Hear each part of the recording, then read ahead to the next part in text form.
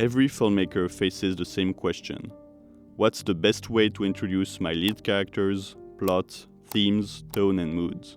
The worst approach is an exposition dump, like a PowerPoint presentation.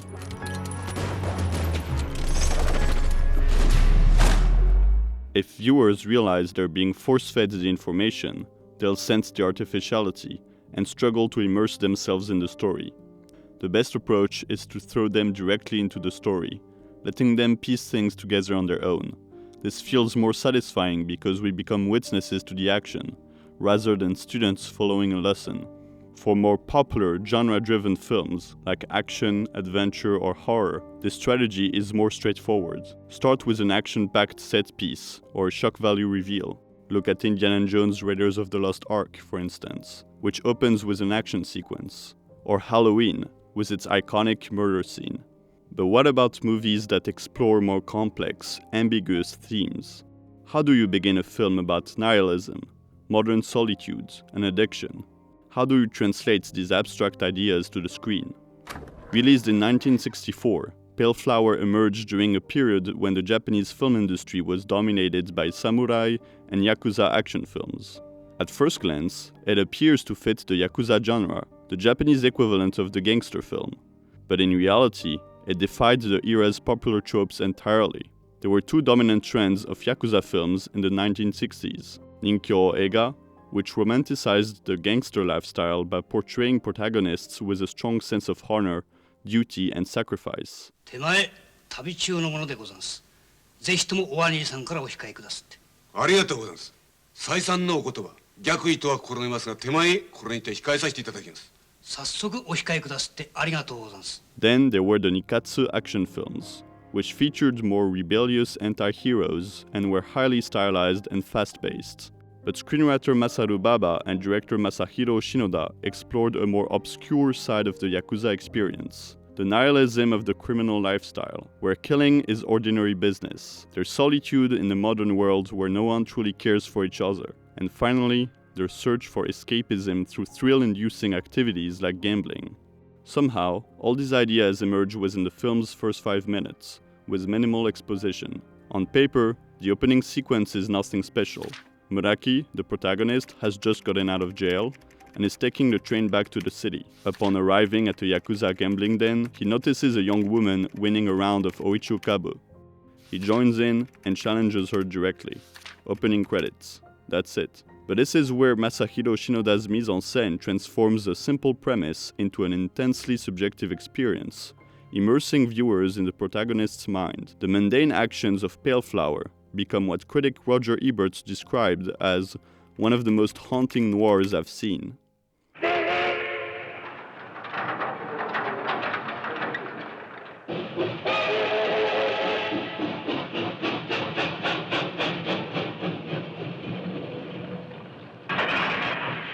Tokyo か。3年ぶりだ。めまいがするような空気だ。なんてことだ。こんな檻みたいな箱の中になんでこんなに人間が詰まってるんだ。人間。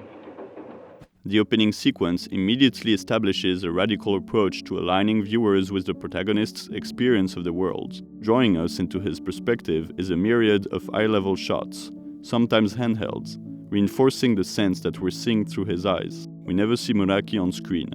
Instead, his presence is introduced through voiceover, as if we're hearing his thoughts. When used effectively, voiceover's primary purpose isn't to convey narrative information, but to shape the audience's emotional response to the images on screen. A sense of detachment.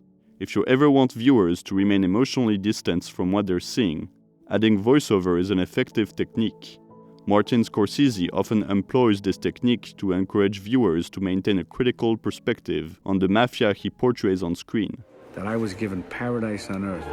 I was given one of the biggest casinos in Las Vegas to run, the Tangiers, by the only kind of guys that can actually get you that kind of money, $62,700,000. Now, the fast-paced editing, full of time jumps, as we go from train station to city in a matter of seconds, makes the cityscape feel abstract. Rather than immersing us in the city life, it immerses us in the character's mind, who feels detached from this environment. While long takes draw us into a world, fast-paced editing keeps us detached from it. This reflects a nihilistic worldview, where nothing matters, and human lives hold little weight. The wide shots reinforce this idea. There are no individuals, only a faceless mass. Notice the quiet soundscape. Aside from the voiceover, everything feels muted, subdued. どうして重大なことになるんだ。殺しで3年。ここは俺の島だ。俺はためらいもなくまたここに戻ってきた。妙な気持ちだ。誰かが死にやがった。何も変わっちゃいねえ。This creates a sense of emptiness, avoids to be filled, mirroring Muraki's existential solitude. Then comes the second part of the sequence, the gambling den, when we finally get to see Muraki on screen. Before analyzing this scene chronologically, it's worth noting the editing pace, remarkably fast for its time. From this point until the title card, 3 minutes and 20 seconds, we get a total of 49 cuts. That's an average shot length of 4.08 seconds, not surprising by today's standards, but significantly shorter than the 1960s average for Japanese films of this genre, estimated between 8 and 15 seconds. In today's social media-driven era, where images constantly flood our screens, we can easily process a fast-paced sequence like this. But for a 1960s audience, accustomed to a slower cinematic rhythm, keeping up with such a pace would have been more challenging. Additionally, the variety of camera angles, creating stark graphic contrasts, and Shinoda's disregard for spatial continuity, as we'll see later, makes the entire sequence disorienting. This mirrors the way gambling stimulates the players, providing an adrenaline rush.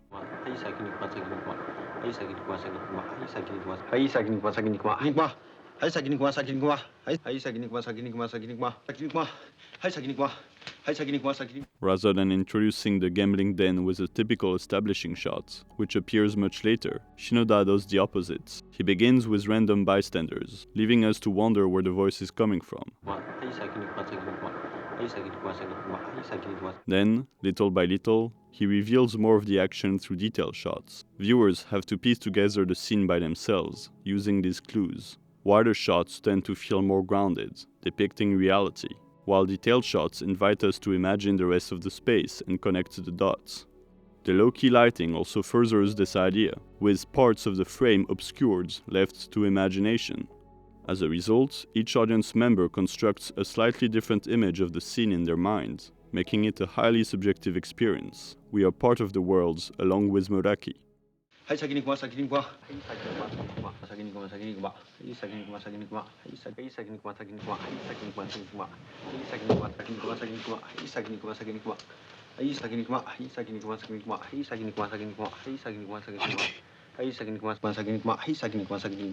He is introduced through the reaction shots of these men. Reaction shots effectively establish a character's place in the story. Here, we see that Muraki is a highly respected yakuza, seemingly akin to the heroic protagonist of Ninkyo Eiga, yet his nihilism subverts this archetype. いつ今朝よおやじさんには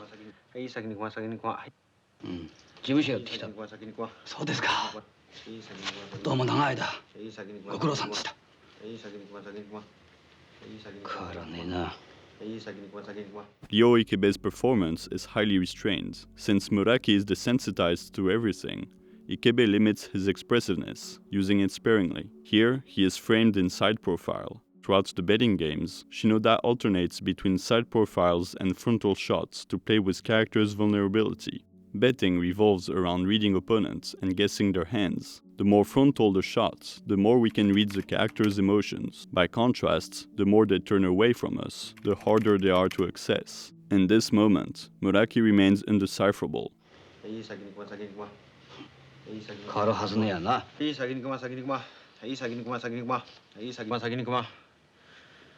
では殻を切らせていただきます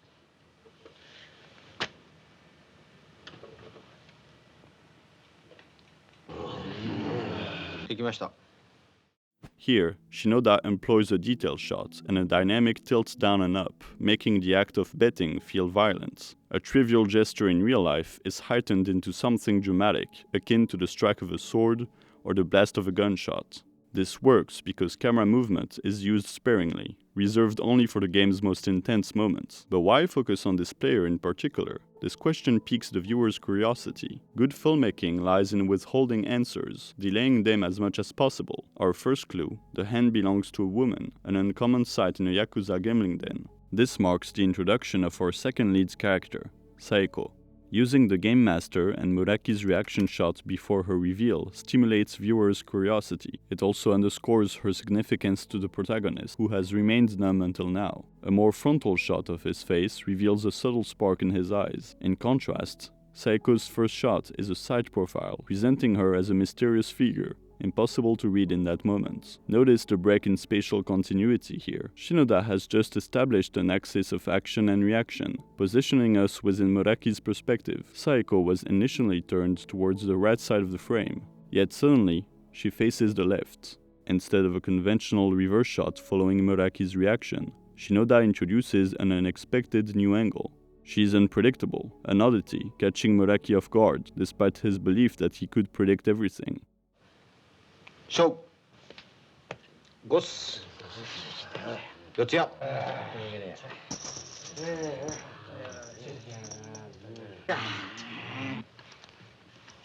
Eventually, we jump back to the other side of the axis, Muraki's actual point of view. Had this shot introduced Saeko instead of the previous one, the element of surprise and her commanding presence over the game would have been lost. Here, she appears smaller in the frame.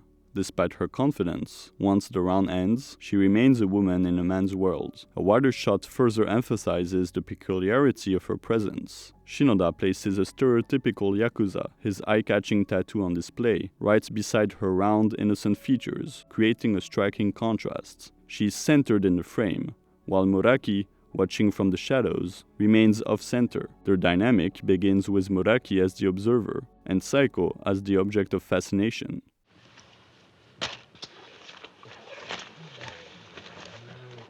Oh, Muraki-san, いつお帰りなさったんだ。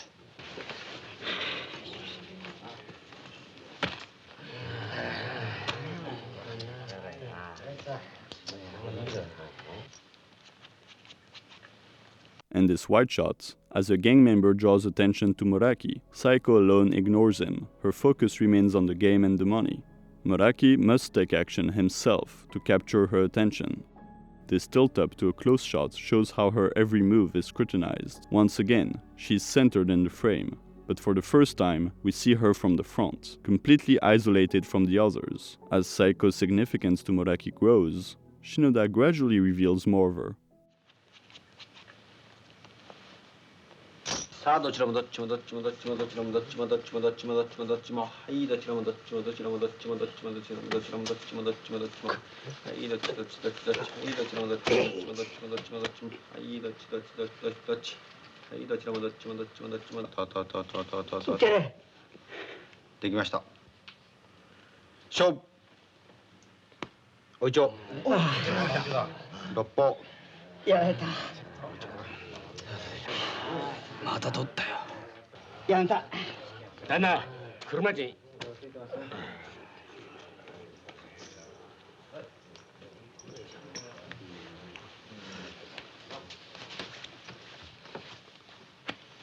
おかえりなさいし。She takes the lead in the bets. When she wins again, her centered frontal close-up feels like a victory. She's the main character here, dominating the space. We're starting to get more access to her, as we see her satisfied. Muraki, by contrast, becomes more obscure in this side profile view, yet he is no longer hiding behind anyone. We cannot tell what his next move will be, but he won't stay a mere observer for long. He fills in the space left by another Yakuza. Once again, Shinoda doesn't follow the conventions of spatial continuity when cutting from one shot to another reverse shot.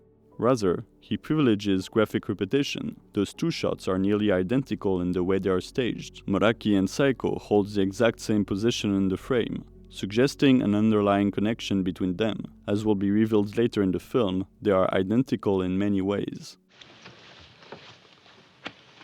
おかえりなさいし。よ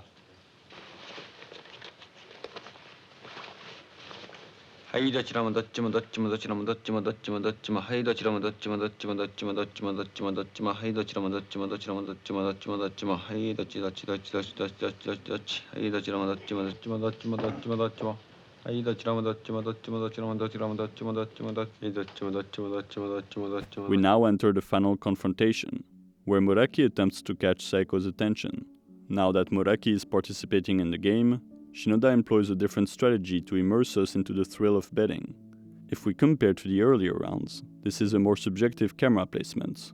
With the added panoramic movements, we act as a player in the game, looking around and analyzing others' expressions to determine their hands. It starts with Muraki, going from left to right, then once again disrespecting continuity, it cuts from a right to left movement, so as to create contrast, reinforcing the idea of a confrontation between Muraki and Saiko.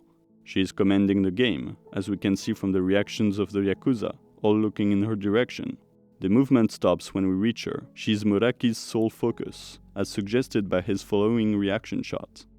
どっちもどっちもどちらもどちらもどっちもどっちもどちらもはいどちらもどっちもどっちもどっちどっちはいどっちどっちどっちどっちどっちどっちはいあと2個もあとあとあとあとあとあとあとはいあと2個もあと2個もあと2個もあと2個もはいあと2個もあと2個もあと2個も When Saiko makes a move, it is again dramatized with a quick camera tilt, similar to a sword strike.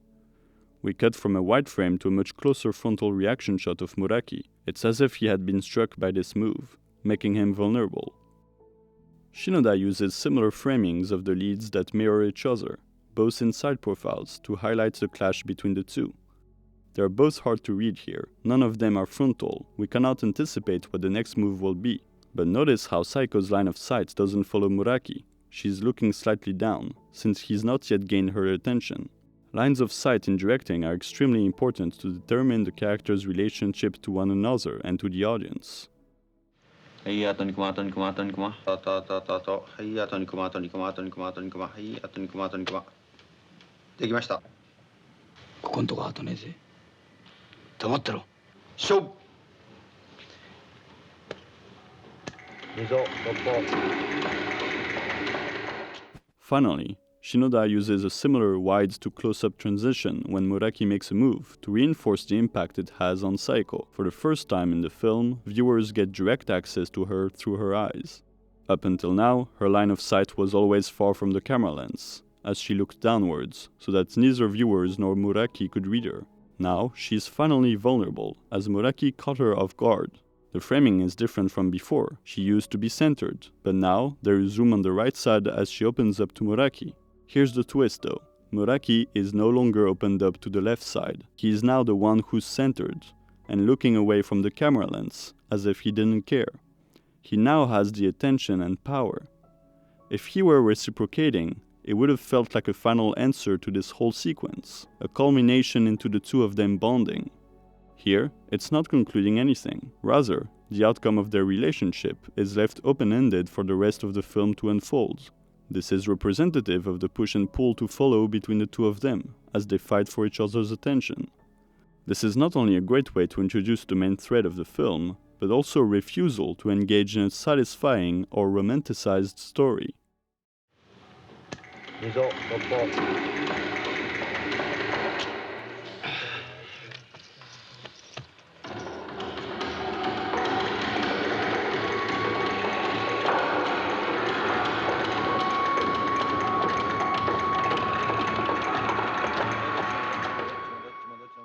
That sentiment is heightened by the opening credits, with this ominous experimental score by Toru Takemitsu. We understand that this has nothing of a romance, or of a typical gangster film. It will be a deeply alienating and unsettling experience as we embrace Muraki's tortured mind. Music is a very efficient tool to shape audiences' expectations of a film's tonality. I hope this analysis helps you understand how mise-en-scène can turn a mundane premise into one of the best opening sequences of all time, at least according to filmmaker Michael Mann. Obviously, this analysis put into words everything that the scene is about, but the scene itself actually tells you very little. In this video, we made the implicit explicit, but most of it happens subconsciously in viewers. They may even end up with slightly different understandings of the scene than I had, which is the beauty of a truly cinematic masterpiece like Pale Flower. If you enjoyed this video, please consider leaving a like and subscribe for more in-depth scene analysis from the audiovisual medium, whether movies, TV shows, or video games. If you have any suggestions on what we should analyze next, leave a comment down below. See you in the next one. こんな難しい映画に観客がいるんだっていうことにね、自分でも難しいと思ってるのでね。